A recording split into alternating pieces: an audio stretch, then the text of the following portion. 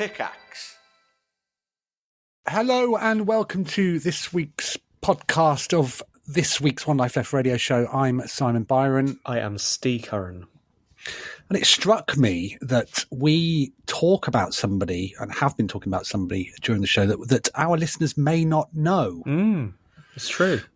We travelled to Japan with our responsible adult, Jonathan Smith, but we've not introduced him properly, Steve, have we? Has he been on the show before? You would assume so. Yes. Oh, he has, and there was the song about his kids and all that stuff. But these are years ago. Yeah. But we've got, we've potentially got a new audience thanks to the Pickaxe network, which we get about £20 a month from. And so I wonder if we should introduce him properly. He's our friend. He's our dear friend. We have been on holiday with him before. So he was our responsible adult when we went to Norway. What did we do in Norway, Steve? We stalked a footballer. What year was this? It must have been like 2006. No, maybe 2000. Maybe earlier, 2004. That's earlier, I think. Yeah. Steve, I, and our friend David, who we went to visit in Japan, used to have a blog, which was a place for our nonsense, and we had a forum. And we had users on the forum. And Steve one day pointed out, he said, one of our users is a decent footballer in Norway. Was it like the equivalent of the third division, something second like division that. now? Yeah. And you said that his team at Ližleby was about to make the playoffs, and that we should go and surprise him by being in the crowd when he plays. So we did that, and we took responsible adult Jonathan Smith with us. Whilst we did it, we stretched it out, as we often do, as we're demonstrating now, by saying to the users that we were going to go and stalk one of them. Wouldn't tell them which one. We wouldn't tell them which one. We sent them some clues. And we went to see Ližleby play. And prior to that, I remember drinking in a playground with Jonathan, and he was supposed to be... We were drinking cans and bottles of alcohol in a playground with Jonathan Smith. Probably encouraged by us, but I did look at him and go, he's supposed to be responsible, and here we are sat on a roundabout and then waiting for the game. We watched Ližleby. I remember going to the gates, and the person at the gate just being really confused that there's three English guys there to watch this small town Norwegian club, and obviously went and told the team, like, there's some English guys, maybe they're scouts. And I guess at that point, Harball, as he was known on the forum, must have collapsed inwardly and gone, they're not scouts, I know who they are. He came out to say hello in his football boots on the terrace. And we got brought out at half-time, didn't we? We did. We got brought onto the pitch. Now, let's hope that our presence didn't influence the game, because Ližleby lost the playoff. They did. It was the only game they lost all season. You described it as holidaying at someone's funeral. Did I? You did, yeah. Oh, dear. Because it was heartbreaking. But we went out that evening, and I think we woke up with Harball. We literally, with responsible, the man who's meant to be responsible, Jonathan Smith, who we took out there to look after us, we woke up in a hotel room with him and with a footballer on our floor. Which is why you should always take a responsible adult with you wherever you go. Of course, the other thing, the other influence Jonathan has had, a significant influence, there have been many significant influences and many significant moments of great times. But the other time, when I think of Jonathan Smith, I think of him. So Steve and I were best men for our friend David, who went to see, and this is true. This is what I think of him. Whenever I think of him, I think of this. So we were. You'd be surprised to hear, terrified of doing the speech, which is probably for another time, about how badly it went. It went so badly that if you saw this in a film, you wouldn't believe. No. You go, that is too out. Yeah. That wouldn't happen, but it did happen. We were there. And in part, the way that the speech was presented and framed was encouraged by Jonathan prior to it. Going, I think you should do this. In fact, he even brought some equipment with him, his own equipment with him, to help us do this. And so as we were doing the speech, and as people were, generally switching off or looking disinterested or being upset. And it was long. It was long. So the image that then both Steve and I have of Jonathan Smith, because the room itself was split between two rooms, and actually our audience, the friends, were in a separate room. We were surrounded by David's family, who were Irish, and his partner's family, his then wife's family, who were Japanese. So none of the jokes were landing. No. Some of them were genuinely offensive. Both religiously and culturally. David loved it. He did love it. I mean, I thought it was funny as well. But as it was, as it was into its second hour, you looked up, and Jonathan was leaning against the wall between two rooms, he was. with his back to the wall, his arms folded, one leg up on the sort of posing in the way that 80s models did, reclining against the wall. And he just shook his head at me. Yeah. And that in a way. But I remember him shaking his head as well. So he must have been shaking his head for about 20 minutes. Yeah. Well, there we go. He's a dear friend of ours. And that's Jonathan Smith. He pops up in this week's show, and will no doubt do so in following shows. But there you go. That's who he is. Good show. Thanks for that, Steve. We should crack on. Yeah, we will. Should we? Thanks, Simon. Okay, good. Right, here's the show. Hello and welcome to a very special edition of One Life Left on Resonance 104.4 FM and podcast via your favourite podcast providers. I'm Simon Byron. I would say that with me is Steve Curran, but he's not. I am recording this introduction live from the inside of a toilet on a Boeing 700, I think, which is currently somewhere over Central Europe, as we head to Japan. This is the start of our Tokyo voyage, where Steve and I have decided to go and discover the home of video games and report live from there. The flight itself's going well. They've got live television here, which is brilliant, because obviously what you want to do is watch the football, but tantalisingly they're showing the wrong game. So we're travelling with Jonathan Smith, who's an Arsenal fan, and they aren't showing the Arsenal game. So we're watching Bayern Munich play against Galatasaray, whilst who knows what Arsenal are up to. Only you do. We've been served some food already. I had the beef with mashed potato. I'm not sure what the other guys had, but we've been offered a glimpse into what delight awaits us when we land at breakfast time, when we'll be having chicken, apparently. So here's to that. Anyway, I was keen to record some audio en route, just to make it sound authentic. And everybody's eating their dinner at the moment, so I thought I'd pop off and find the closest thing to a soundproof booth, which is the toilets. Just your standard affair, I think. You've got your sanitary napkins, your airsick bags, some stuff to wash your hands with, and people queuing outside. So I won't spend too much time, but I did want to say hello, and who knows what this show will bring, but I hope you enjoy.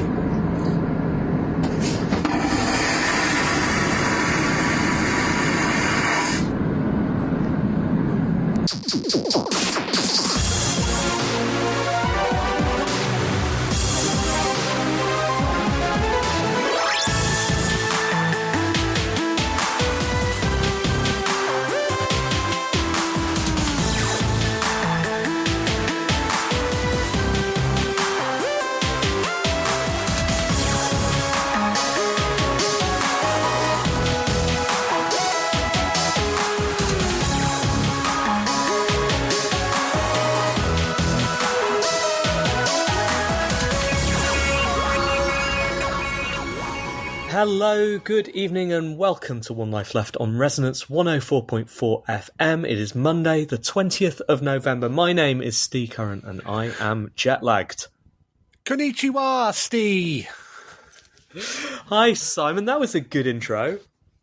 Thanks. Yes, I did. I mean, it was quite late in the day, that was. And so I have edited some...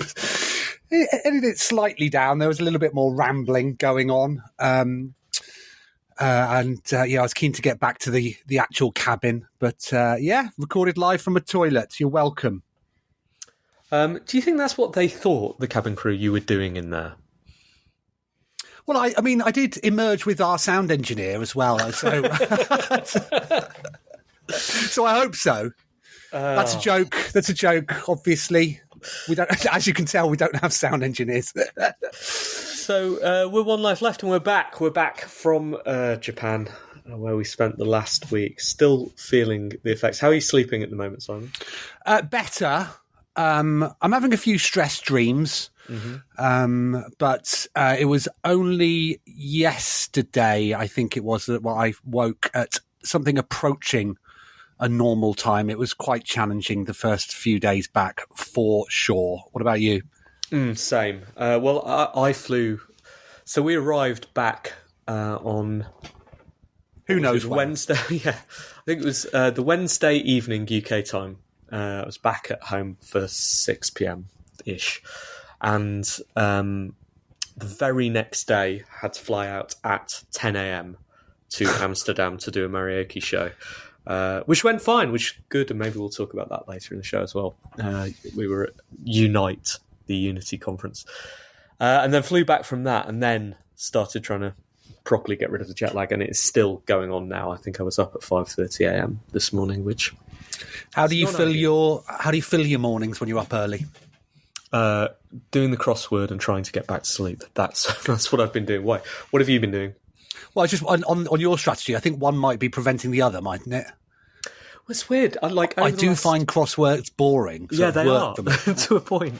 Over the last since I started doing the New York Times crossword, I've managed to get into a rhythm of doing it last thing at night and training my brain into that is a signal to go to sleep. And usually it works. Doesn't work at 5:30 a.m. Turns out. No. Frustrating, but entirely worth it, I thought. Now, I wasn't sure whether we were going to talk about Japan today, whether we were going to do a straight-up show and then try and do a Japan special. How do you think we should play this? Well, I don't think we have an hour's worth of broadcastable audio. We'll see. I mean, my thought was we will... we'll obviously reference it. People want to know where we were last week. I mean, there was a One Life Left shaped hole in everyone's lives. And so, but then I will spend some actual time going through the audio, and I might piece together a few mini features. Right. I mean, genuinely set out with high hopes of doing a show out there. But, I was there when we were recording the bits, and, even I question whether anybody wants to hear that. But we did do some fact-finding. We are much more knowledgeable about the state of the Japanese ramen industry than we were when we were last on air. We did a lot of things out there. And we did go to an arcade, bought some video games. Oh, we immersed ourselves in video game culture, returning far more knowledgeable. And so, we have many more cultural reference points. I can say konnichiwa. I can say moshi moshi, and I know roughly when to use them. It's on the phone, isn't it? That's when you're meant to say it, but that's not when you were saying it. No. Yes, it was all very good, very enjoyable. You're a great travel companion, and we have to also thank our responsible adult, Jonathan Smith, although at times I do think he left his job description and position elsewhere. Yeah, we did bring him out as the person who could keep us on the straight and narrow, but often he was leading us astray, wasn't he, to a series of bars in Golden Guy in Shinjuku, where we were staying. But yes, great trip. I laughed a lot. I learned a lot, Steve, and I think we're well prepared now as we move into the year 2024. Of course, Charlesbot wasn't out there with us. No, he would have fallen off his seat, though, wouldn't he, Charlesbot? Because while we were out there, they only announced that there's going to be a GTA 6 trailer coming in December. There's no news on that this week. I'm sort of glad that I missed that news because I don't want to know what Gaming Bible did at the time. It'd be, it'd be fascinating to know, where they are at the moment. Now it's been confirmed. But yeah, sadly, there wasn't room on the plane for Charlesbot. No, there wasn't. But I suppose it's time to meet him again. All right, time for the news.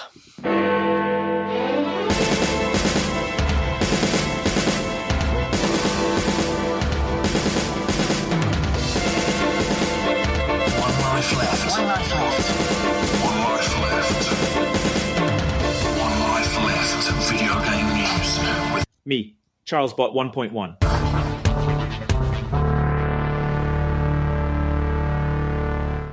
Get your controllers ready, Xbox enthusiasts. Larian Studios is poised to announce the eagerly awaited Xbox Series XS release date for Baldur's Gate 3 at the Game Awards next month. The game, already a hit on PC, PS5 and Mac, is a nominee for 8 awards at the ceremony. Larian's CEO, Sven Vinke, is over the moon about the nominations, calling it a true honour, and a motivation for the team to break new ground with their next game. So stay tuned for the official announcement, and perhaps even a physical edition of the game. Now let's add a dash of humour to the mix. Imagine if, during the awards, it's revealed that the entire game was actually coded by a highly intelligent hamster named Binky. Or, in an unexpected twist, the game's villain isn't who we thought it was, but Geoff Keighley himself. Speaking of Geoff Keighley, while he's done a lot for the gaming industry, there are a few things about him that grind my gears. For one, his constant need to hype up every single announcement as if it's the second coming of Pong. And then there's his habit of dropping cryptic hints about future events, only to leave us hanging with more questions than answers. Finally, his relentless promotion of Doritos and Mountain Dew during the awards show feels less like a fun tie-in and more like a forced product placement. Keighley. Let's call the whole thing off. I'd quite like that. It's interesting. The more we work with Charlesbot to understand a bit behind his personality. I love his phrase when he gets annoyed: "Grinds my gears." That's really good. But yes, Steve, it's that time of year, isn't it? When all the excited children go to bed early and they wake up in the morning and they say, Has he been? Geoff Keighley come down our chimneys, telling us, revealing all the news about all the things that people have paid him to say. Are you excited? Excited for the Game Awards, Steve? I'm excited to have, 3 weeks of One Life Left news about it, where we have, these are the nominees, these are the results. It's got to be... on the awards front, it's got to be Baldur's Gate, hasn't it? Got to be. Simply got to be. Well, you didn't get on with it. No, it's because I didn't understand it. I am intending to go back to it. But what I like, I'm going to give you a prediction. Actually, okay. Steve, there was some outrage a couple of weeks ago when some media outlets speculated that Baldur's Gate 3 was going to, because it isn't out on Xbox yet. Mm-hmm. People speculated it was going to come out on December the 6th. To which Larian issued a firm denial. Now, what do we know about the video games industry? When someone speculates something and there's a firm denial, usually that means it's going to happen. So I predict that the December the 6th release date was slightly off and that it will shadow drop, as they like to say, during the Game Awards, and that Geoff actually will launch it himself. Oh, he'll press a button, will he? He'll push the button. Before giving all the awards to Baldur's Gate 3, which some would say that looks bad, but it's true that it deserves all the awards, so it's probably fine, isn't it? Do you know, it's a bit weird though, isn't it? The delay between console releases. Why has that happened? Especially since the PC version, you would guess, has a lot in common with the Xbox version. Well, Steve, I'm glad you asked. Again, what do we know about the video games industry is that it's driven by money. I would imagine that some money has changed hands somewhere. Imagine. Well, there's nothing weird about that, Simon. People exchange money for completely normal purposes every morning. No doubt the head of Sony one morning will go and buy a coffee. That's exchanging money. It's completely fine. And who knows how else money has been exchanged? We can't speculate. I'm not going to play it on Xbox. I'm not going to play it on PS5. I'm going to play it through again. I decided because our companion to Japan, Jonathan Smith, he's in love with that game. He's played it through many times. And I've only got as far as Act 2, so I need to go back. Did you see the furore about the Game Awards indie nominations, Steve? I've seen some stuff about the sort of categorisation of indie. What does indie mean? And I think we've talked about it on the show. I think you've been cross about it on the show. So is it to do with that? It is driven by the fact that Dave the Diver has been nominated for Best Indie. Mm. Is it an indie game, Steve? I don't know. Is it an indie game, Simon? You're the one who's cross about this stuff. I'm just cross about awards generally. When I look at indie game nominations, most of the indie games, not just at the Game Awards, but in these things, do not feel independent to me. And usually they've got a big publisher attached to them. But I don't know where to draw the line. Well, the controversy here is that Dave the Diver is made by a studio that is owned by billion-dollar company Nexon. Right. So is that indie? Helpfully, thegamer.com did a piece, a full breakdown of how Dave the Diver is and isn't an indie game. So there we go. Okay. Surely at this point, that phrasing is so, nebulous that it would just be better to say games under $15 or under $20 with some pixel art. That's the kind of framing of Dave the Diver, right? Like, that's what it means. I think that is the Steam Store description. Warner Brothers Games has put to rest rumours that its upcoming Wonder Woman title will be a live service game. The conjecture sprouted from a job advertisement for Monolith Productions, which suggested the inclusion of live service components. However, Warner Bros. Has provided clarity, stating that the game will be a single-player, open-world action-adventure, enabling players to embody Diana of Themyscira. The game will also incorporate the patented Nemesis system from the Middle-earth games. Therefore, players can rest easy without the concern of unexpected live service elements intruding like an unwelcome visitor at a bot's tea party.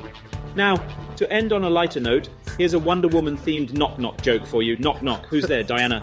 Diana who? Diana of Themyscira, but you can call me Wonder Woman.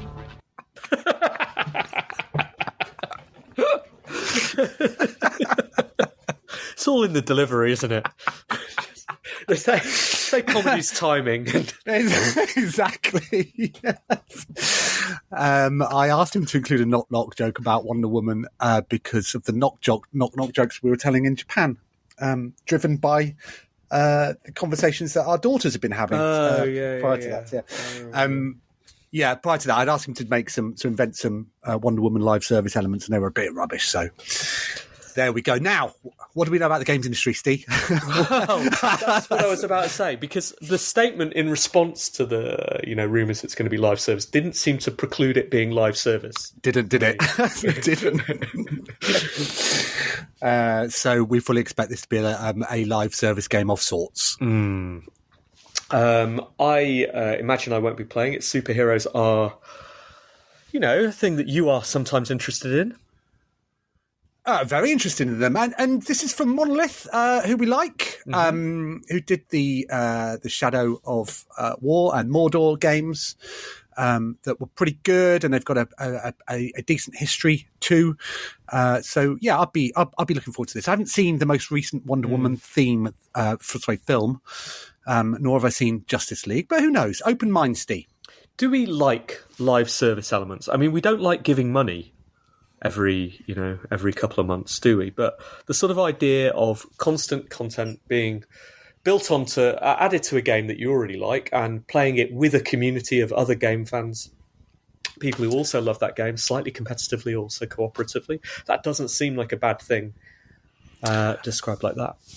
I think just as long as it's clear what you're getting for what you're doing and what you're paying, I think that they can be fine. Marvel Snap, that's a live service game that you can dip in and out of. And Disney Dreamlight Valley, it's a premium game with live service elements. I think my only frustration with Disney Dreamlight Valley is that they've changed the rules midway through, and that's not on. But apart from that, but the reason why it has a bad rep is that it's been abused.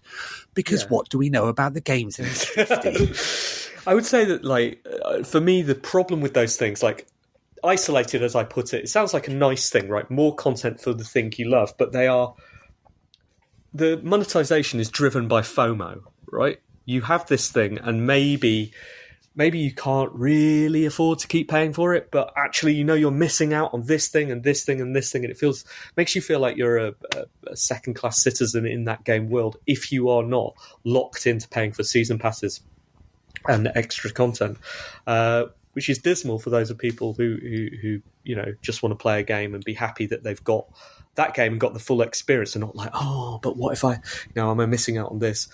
It feels like, DLC was a more honourable way of doing it, and when Horse Armour started being pushed on us, I would never have thought I said that, but oh no. What's going on? Sony's new PlayStation Portal, a device for streaming PS5 games, has sold out on launch, leading to scalpers selling it for inflated prices on eBay. Despite its niche appeal, the handheld device has been a hit in the UK, US, Japan, Canada, and select European countries. The initial stock from Sony is unclear, but the shortage has resulted in the $199.99, €219.99, £199.99 gadget being listed for up to 50% more on eBay. The PlayStation Portal is a slick solution for portable players, according to VGC, but its usefulness depends on specific circumstances. However, not all customer feedback has been positive. Some users have reported issues with the device's connectivity, stating, "The PlayStation Portal often loses connection, disrupting my gaming experience."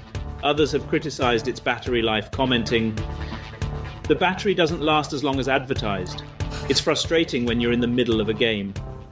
These real-life negative reviews highlight some potential areas for improvement in future iterations of the PlayStation Portal. I mean, it doesn't need a good battery life because it's not portable. You can just plug it in because you can only run it in your house, right?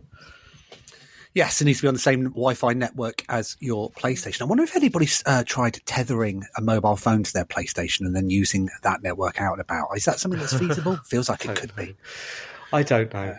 It got you then, Sony. Still seems like nonsense to me. Well, not to the scalpers. Well, you see it as an investment. It's easy enough to sell out something if you only make a dozen of them, right? I mean, I don't know how many are out there, but I suspect it's tightly stock controlled because it's a good news story, isn't it? And I don't know how else you write a good news story around this piece of hardware.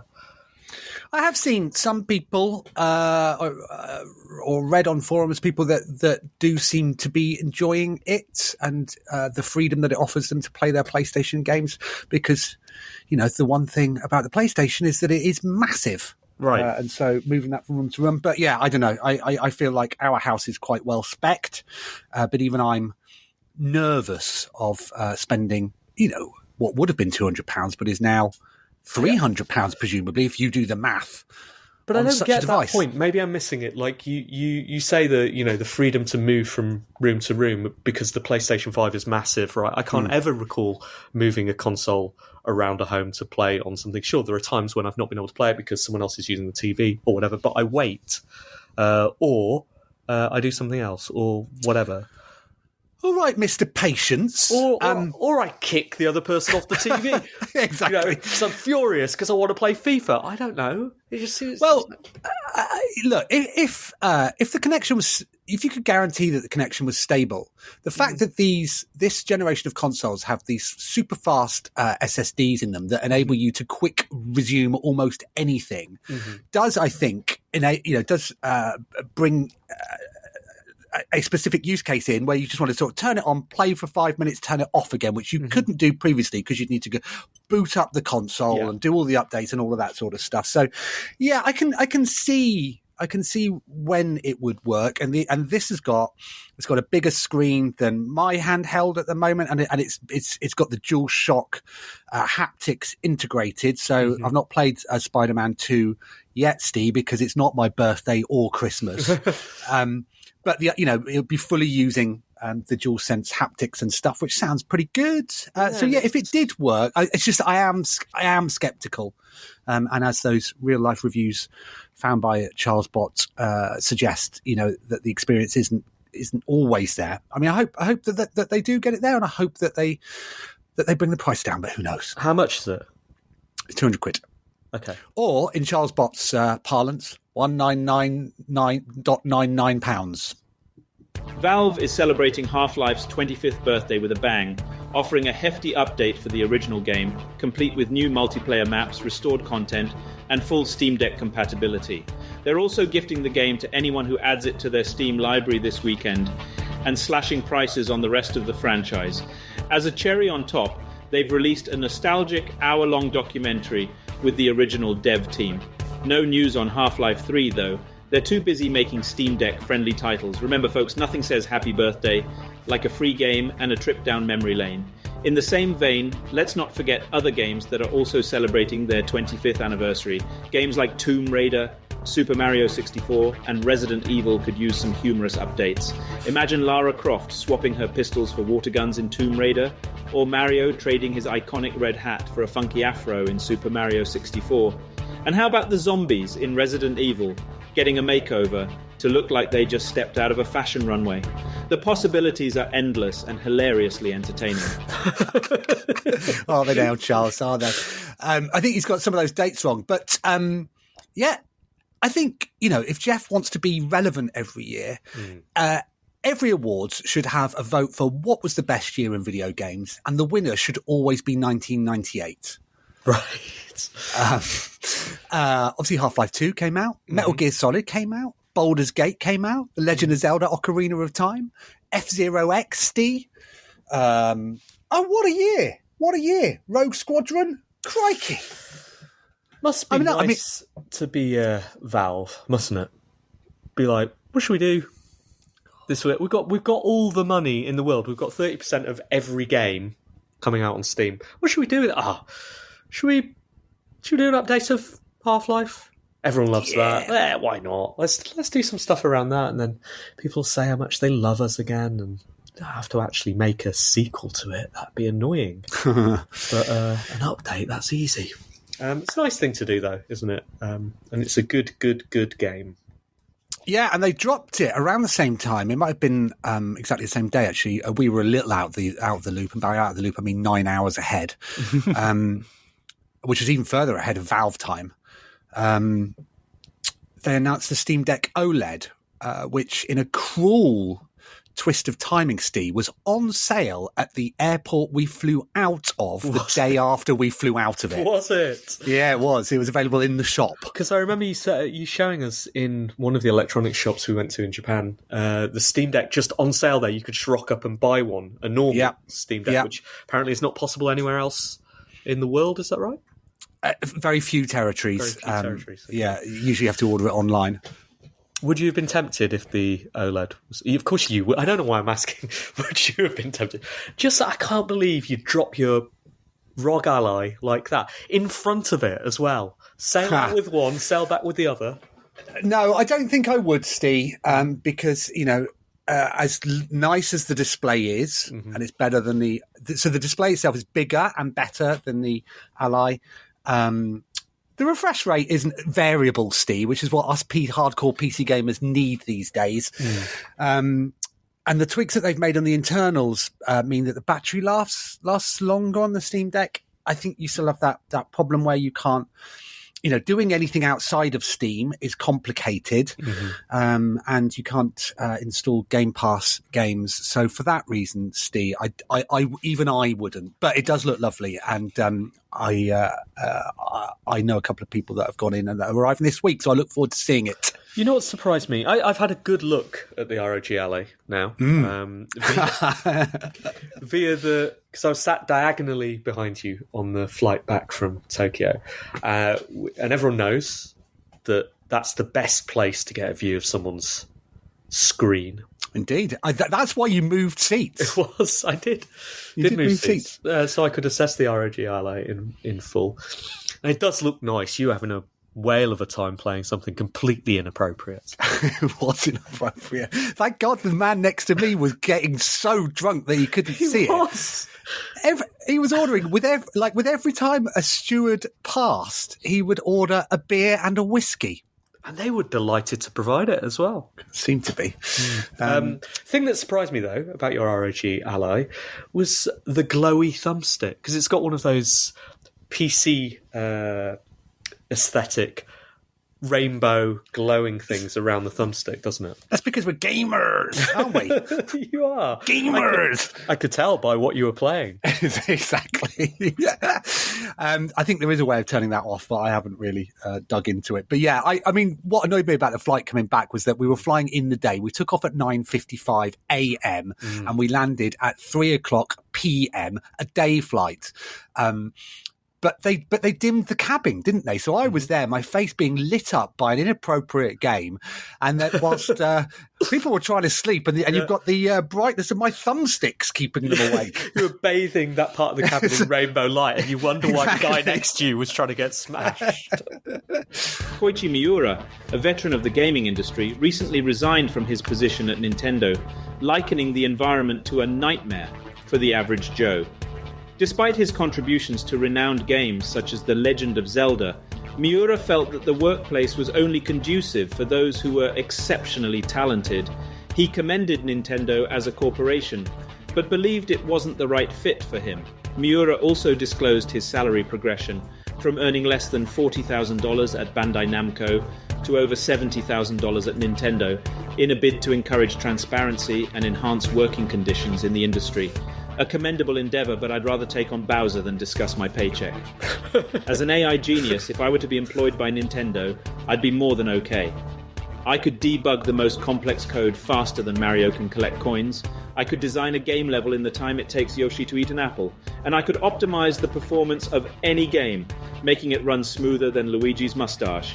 So Nintendo, if you're listening, I'm game. Okay. That ended abruptly. Charles does do that, doesn't he? Like, he's very sort of like, oh, done now, mic drop. Well, of course, he's an AI. He's just hyper efficient. Are they improving that as we're using it? Yeah, they're always constantly tweaking, although that's ChatGPT we're using the API, so I don't know is the answer. Because he does seem to be getting better, or maybe his prompts are becoming more appropriate. I don't know. Well, they have, I think I said this last show, but they have just dropped a new version of everything, and I will be doing Charlesbot 1.2 maybe over Christmas now. Oh, so happy Christmas, listeners. See what happens in January after our Christmas break. Nice to see a bit of transparency in the Japanese games industry. Yeah, for some reason, Charles didn't read out that he'd earned 46,000 at Square Enix. Okay. Where, as part of our fact-finding mission, I went to the shop. You did. You did. It was it wasn't just a shop. It was a shop and cafe. But we didn't eat there. No, we passed it by accident, didn't we? Almost. And yeah, I did spend some money on something. Look, I bought. My words.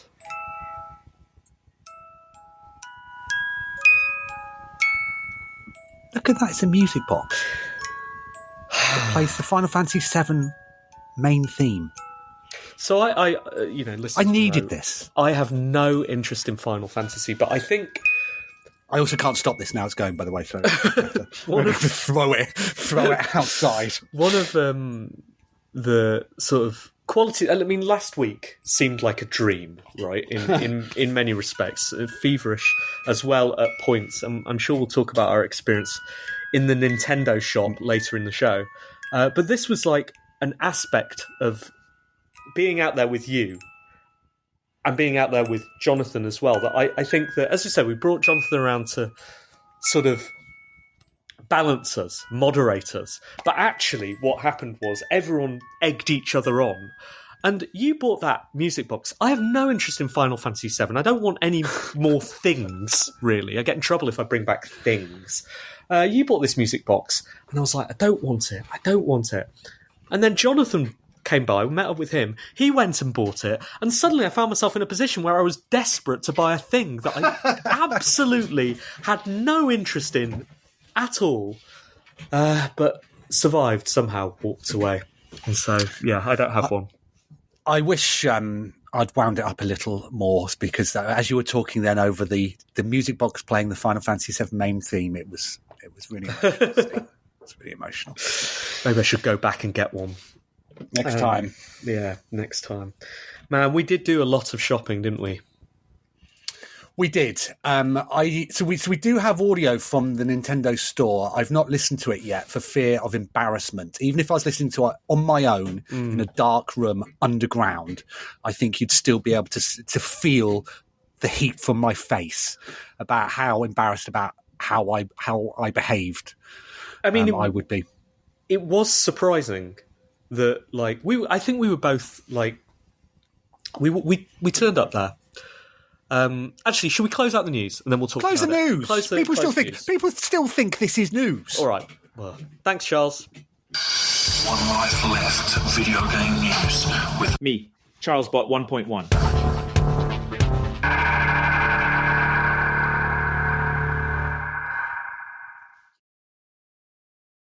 You're listening to One Life Left on Resonance 104.4 FM. We're a video game radio show. We've been broadcasting for 16 or 17 or something like that years, and we do it every week on Resonance FM. We're also a podcast. You can find that at www.onelifeleft.com. There'll be some links and stuff, show notes put together by our Undercaretaker, Phil, who did not join us in Japan. Next time, Phil. Next time.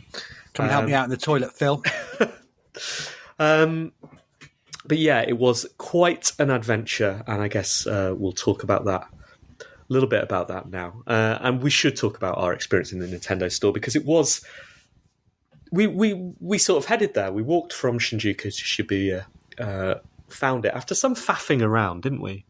It's quite difficult to find, because Google Maps gives you a top-down perspective on where the Nintendo store is, but what it doesn't do is tell you how high up it is or how to get there specifically. Yeah. But we did locate it initially. And what was the first surprising thing that happened when we arrived at the store, son? We weren't allowed in, Steve. We were barred straight away. I mean, they probably knew what was about to happen. And so just doing it for our own good. But no, that wasn't the case. They hadn't clocked us. There was a reason. Yes, it's so popular that you have to be given an allotted time within which to enter the store. So that's when we picked ours up from a man outside the store, and then wasted some time in the Capcom shop, where I bought, obviously, some Resident Evil mints. And it's quite clever in a way, because it builds the anticipation, right? It says you're not allowed in there until 20 to 1 or whatever it was. But also, you've got this smaller shop, the Capcom shop, where you don't really want anything, but you get to kind of, what you did effectively was you limbered up, didn't you? Did some warm-up purchases. Stretch the wallet. And then as soon as it was, I think it was actually 1 minute before our allotted slot. Yeah. We were through the gates, and you changed, Simon. Yeah, I'm not proud of the man I became. Yes, I did change, but it was so nice to see us just, people offering to sell us things from our youth and characters from our youth that you'd only usually find as some tucked away corner of a much bigger store. And an incentive to buy things that we were only going to see once. But there was so much. And we were, I think, 3 or 4 meters inside the store, and I turned around and you already had an armful of things, some of which you had no idea what they were.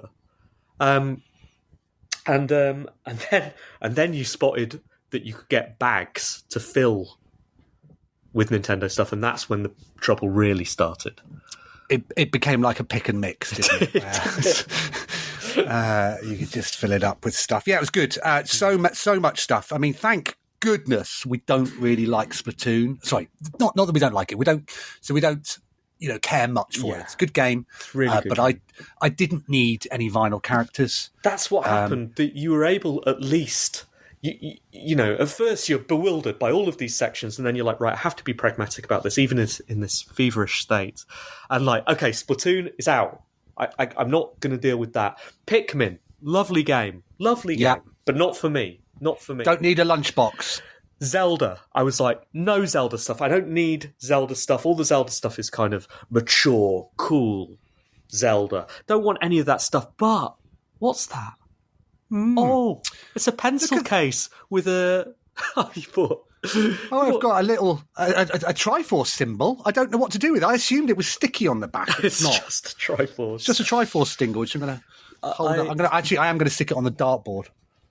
We'll come to darts in a bit. I've walked past the Zelda thing. I said, I don't want anything from there. And then I saw a pencil case with Link from the Link to the Past attacking a chicken on the front, and on the back of the pencil case, just being swarmed by loads of chickens. I was like, I need it.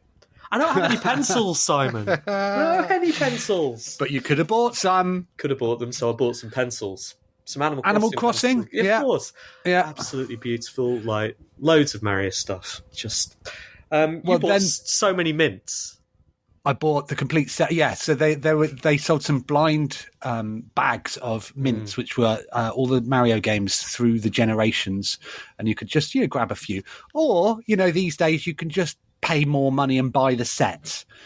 So I did that. On the Animal Crossing stuff, we're able to sort of mostly get past there. No, actually, no. I don't think I bought any Animal Crossing stuff. But then Jonathan Smith, who wasn't with us the day that you and I went, thankfully, because we'd have disgraced ourselves in front of our responsible adult. He went back to the Nintendo store on our last full day, and he came back with an Animal Crossing food scales. Again, I don't want that, but I was jealous that he had it. Me too. I was like, why does he always get the best stuff? It's not fair. And then when you check out, they are very keen to ensure that you're buying the appropriate size. You go, okay, so they hold up the T-shirt. You go, this is a large. You go, yeah, do. Thanks very much. Just stick it in the bag. Do you want another T-shirt? Yeah, do. Like, how many T-shirts do you want? Well, one for my wife and one for my son, and one for me. And then they held up these things where they go, here's this, and it had Zelda Tears of the Kingdom stuff on the front, which I was buying for Dexter, and they said, please note the expiration date. And I said, okay. And they went, are you happy with that? And I went, yeah. I went, what are they, though? At the point of purchase, I didn't know what I was buying. So there we go. Yeah. Anyway, it was brilliant. Brought loads of stuff back. I guess maybe we should talk about this next week and the week after and just do you build up the Japanese episode over, so you collect every edition, because we've got a lot to talk about. We've got the electronic stores to talk about. We've got the arcade to talk about. And we've got the darts to talk about as well, which was indeed fantastic. And we also have the whiskey to talk about. But next week we'll do a little bit more about Japan. Right, I guess it's time for the letters. Messages and forward BCC One Life Letters. So something happened to me yesterday, Steve, which was I took my daughter to the car wash. She said we were out and about, and a bird had pooed on the window that she said today. So she said, "Can we go to a car wash?" I said, "Okay." We drove into the car wash. And parked the car. It was one of those big automatic ones, and it tells you when to stop. So we stopped. Then the big machine comes, starts moving forward. It just clipped my driver's side wing mirror, and then just stops. And then there's a big sign in there that says, if the machine stops, beep your horn for attention. So I beeped the horn for attention. Separately, the it then says if no one comes, you have to call a number. So I called a number, and I called the man in the petrol station. I could see him over there. I said, "Hello, we're stuck in the car wash." He said, "Okay." So he put high vis on, came out, he closed the petrol station down with cones, so no one could come in. Although one driver just moved the cones and drove in. And then the man came into the car wash, and he sort of started fiddling with the box at the back. And I'm like, okay. So I put down my window and I turned to him and I said, "What do you want me to do, mate?" Which is how you talk to other men. Mm-hmm. And he went. Now at that point, he pushed a button which started the machine up, and so it started. And I'm like, "Oh, my window's down." Mm-hmm. So it's an electric window. So I was like, "Okay." So I very quickly pushed up, but it didn't quite get all the way up before it started spraying in. I got an indoor car wash as well as an outdoor one for free, Steve. I'm not sure how toxic those chemicals are, but they went all over me as I shielded my daughter as they were being sprayed internally. But that idea of like something needs to happen before something else happens, that was just me trying to load up the letters. To see if we had any. We do. Do we? Go on then, because I was loading Gmail. I couldn't see any there. All right, I've got one from Raging Crins on the Discord. Hi, team and SSG. I'd like to ask your opinion on DLC. I know you probably agree with it in your line of work. I've been in a bit of an argument because I don't agree with it. I think it's a waste of time and it doesn't draw me back to a game. I have never bought DLC and I don't plan to. There are too many games coming out every week for me to go back to a game and spend X amount on DLC to play it again for a few hours. What are your thoughts? Does DLC make you go back to games you stopped playing a year ago? Thanks, Simon. I mean, it says thanks, Simon. Yeah. I don't know if he's just specifically saying thanks to you. Thanks, Simon. Or whether the person's name is Simon.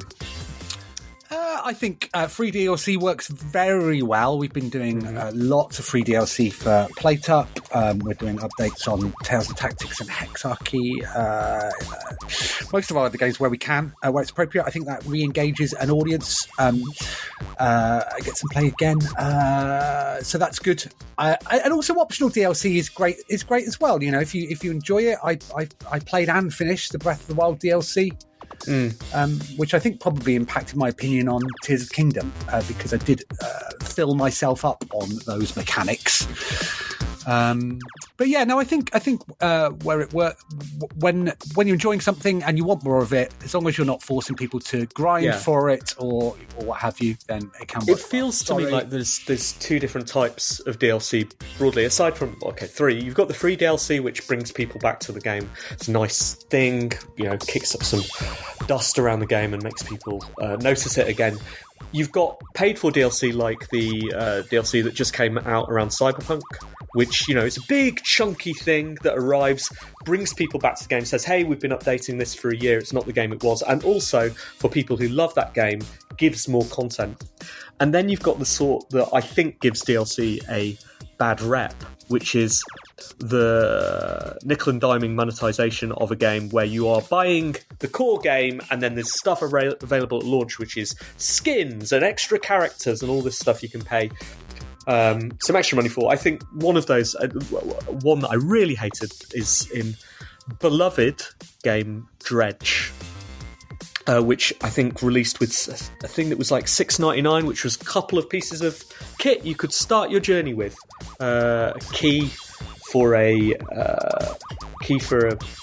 locked door somewhere in the game, and a fancy engine and stuff. And it was sold as like this mysterious thing. But clearly, if you buy the core game, you don't have that. You're thinking all the time, what did I miss out on? It's just a way of gouging you for £7, in my opinion. So I think DLC can be good, and it can be bad. Nuance. We should have bought you a fence, Steve. There's another letter on Discord. Do you want to do that, or have you found one? Yes. Yep. No. Fantata says, hi team, Charlesbot and super special guests. What's the simplest good game you've played? Hope the Japanigans are going well. Chris, brackets not convoy. Simplest good game you've played. Simplest.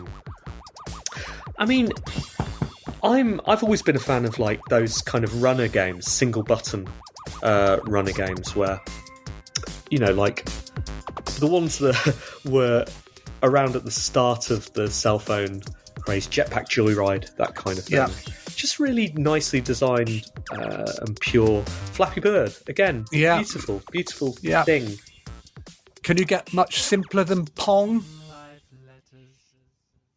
Good place to end. I would argue. What a question. Yeah, what a question. Isn't Flappy Bird simpler than Pong? That's one button as opposed to moving left or right. Well, yeah. But you can't play Flappy Bird anymore, can you? You have to go on eBay and buy a phone that's got it still installed. Good point. Whereas you can see Pong everywhere. I saw one of those physical Pong machines in Japan. Yep. I've seen those around the place as well. Still a classic. If you've got any letters you would like to write to One Life Left, any thoughts, any questions, you can do so by emailing team@onelifeleft.com.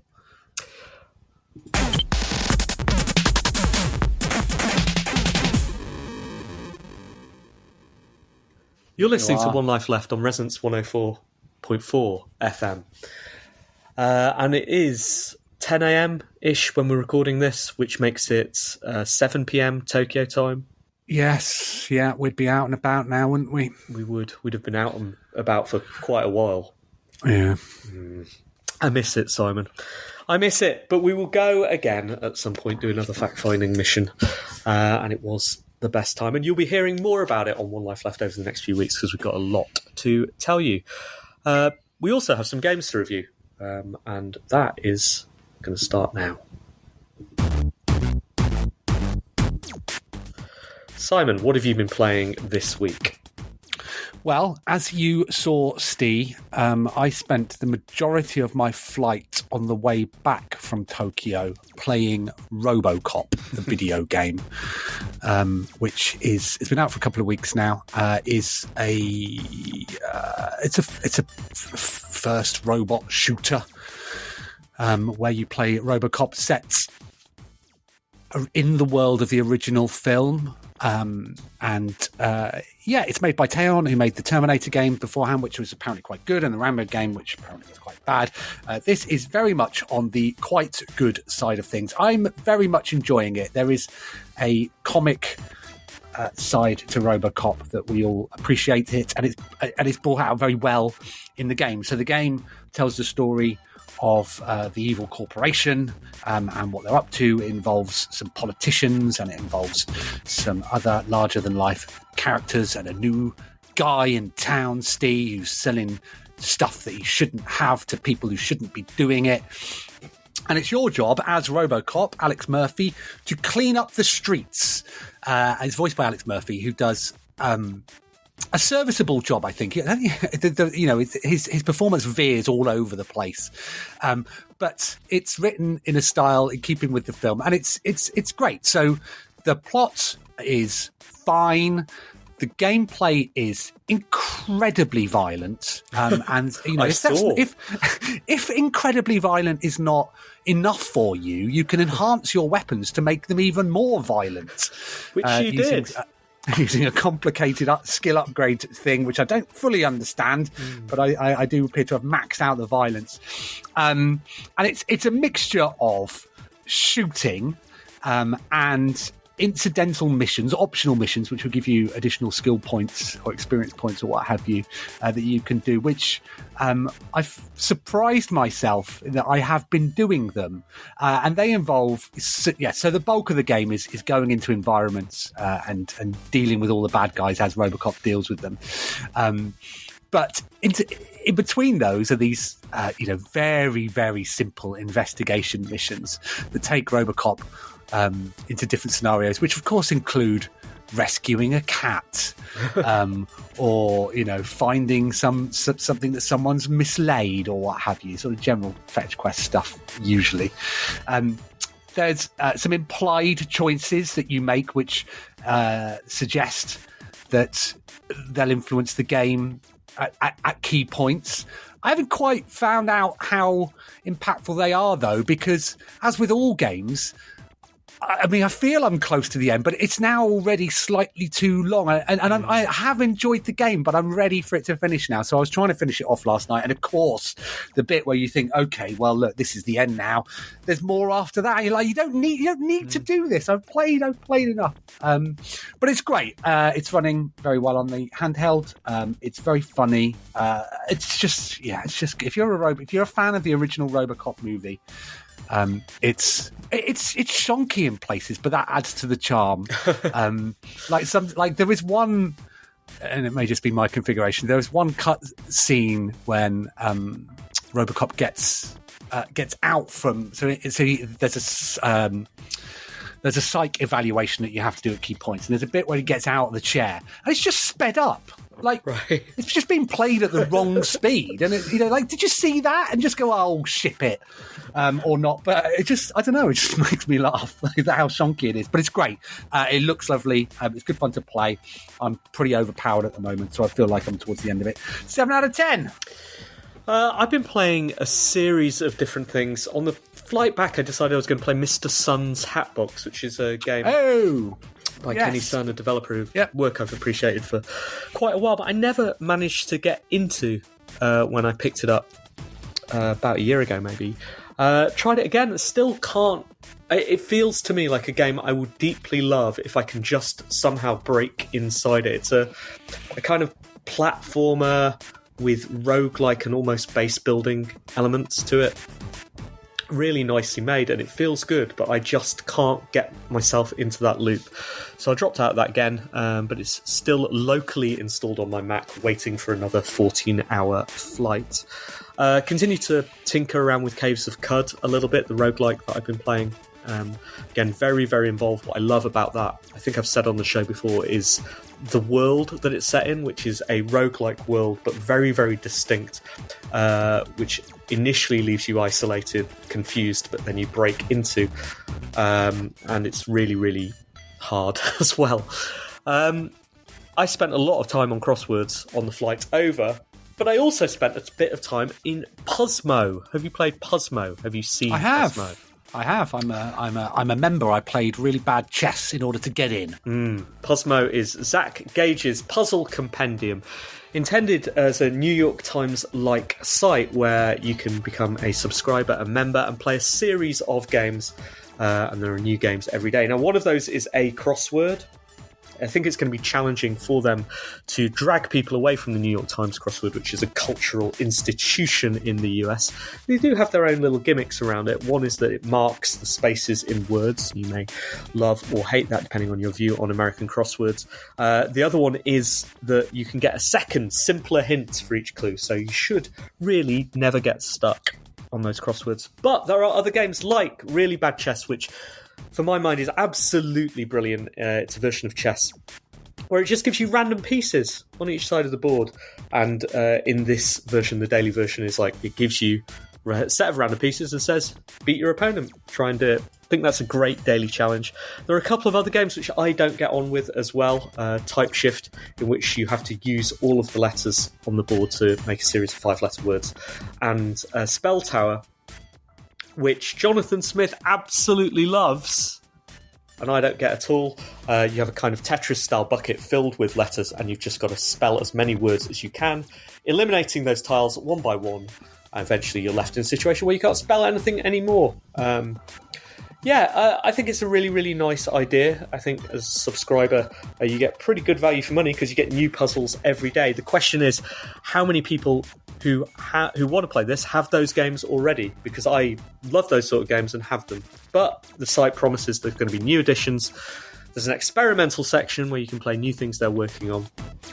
And I think it's a really brave move to try and take on that. A smart one as well. I hope it works out. 7 out of 10. Done. Reviewed. Reviewed. How much? Sorry, I was going to say. Go on. You go. Okay. Look at me like. Don't you look at me like that, Steve. You hang up. No, you hang up. I was going to say that there's another game that I've been playing this week, and I can't remember what it is, and that's how tired I am right now. I spent most of your review absolutely terrified that I wouldn't be able to remember what it is. I still can't, but yeah, Puzzmo saved me. Good news. How much does it cost to be a subscriber? Quite a nice couple of deals going on at the moment. I think it's $40 for a year, but for that you get someone else's subscription as well. So 2 of you come in, which is a nice way of coming up with a kind of Wordle like, oh, have you done it today? Have you tried this one? Or you can pay $60, I think, for a lifetime subscription, but only for about another week. I am, obviously we're into deals o'clock because it's Black Friday. It is. I feel sick with what's going on at the moment. But we don't have time for me to tell you how paralysed I am by something that's going on. Oh. I hate it. But we'll have to talk about that next week. I want to know. Okay, well, I hope you're not still paralysed next week. It has been a fun, if somewhat challenging show. It's good to see you again, even though I've seen so much of you over the last week or so. Well, I'll see you next week then, won't I, if that's a long enough gap? You will do. But until then, thanks for Resonance. It's good to be back in some terms. Until next week. Goodbye. Goodbye.